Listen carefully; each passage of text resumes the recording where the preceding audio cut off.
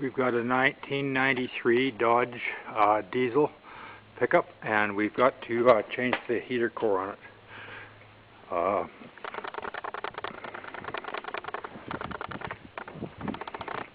As you can see, the interior is sopping wet with antifreeze.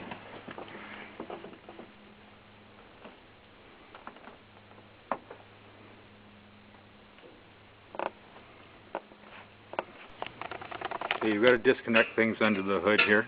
There's a bolt on the top here, in behind here. One over against the exhaust manifold, and one down under there. It's kind of hard to see, but it's down in here. Once this covers off, there's 4 bolts along the top, and there's 2 bolts on the bottom of the plastic heater box where the fan's mounted. Fan's mounted in here. Remove the fan as well. It makes it a lot easier to get the heater assembly out from underneath the dash. The dash has to come out as well. There is 4 or 5 bolts underneath the bottom here, and this just pops out because there are a couple of screws in here that have to be taken out as well in order to get the lower brace out. So the ashtray has to be removed, completely removed, out, and the ashtray bracket removed so we can get the lower dash bracket on the other side. And the glove box also has to come out. There's 4 screws along the bottom there, and it just pops out. Okay, remove the ashtray, and then there's 2 bolts for the right-hand side bracket underneath the ashtray.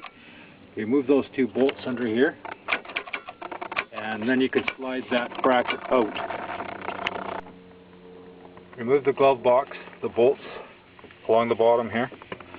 There's 2 side bolts along with the bracket. This bracket goes up under here and bolts in up underneath there. Loosen the bolt off against the firewall, against the door trim. And then there's one inside, one little sheet metal bolt inside. And then that just drops out. Just lift it up and the bracket drops out.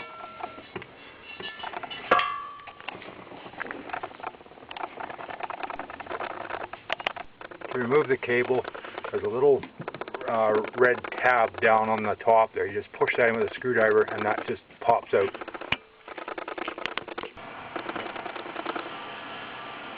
And the cable just lifts off. You don't have to slide it out of the little bracket or anything. It just lifts off the shaft. Once you get the heater assembly away from the firewall, there's 2 vacuum pots on the top side here. There's one on the right hand side here and one in the middle, and they've all got vacuum lines going to them. So it's a good idea just take a felt tip marker and mark the vacuum lines with a marker, put a number, or whatever other means you've got of tagging the lines to make sure they go back on in the correct way. Remove the vacuum grommet from the heater box. It makes it easier to, it goes in here.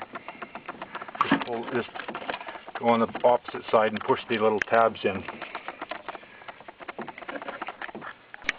which are here.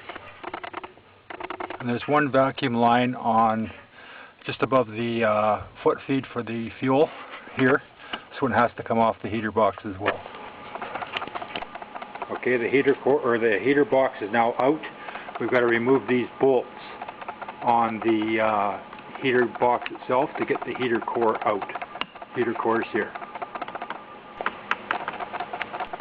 Okay, we've got the heater core exposed here now. There's just 1 bolt to take out down here. So peel back the insulation a little bit, and there's 1 bolt to pop out, and then we can pop out the heater core itself. Okay, the bolt's out. And just lift the heater core out of the heater assembly.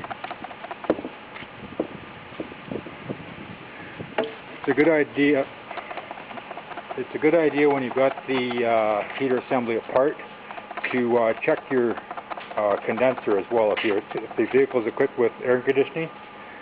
As you can see on this particular one, it's all plugged up with dust and whatnot. So wash all that out. The same as inside here. Wash all the antifreeze out of the inside of the heater box and let it dry good before you put it back together. Thoroughly flush engine block and radiator to remove any old coolant.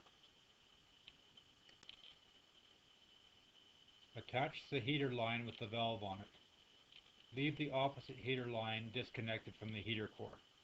This will allow air to escape from the engine block when you're refilling with coolant.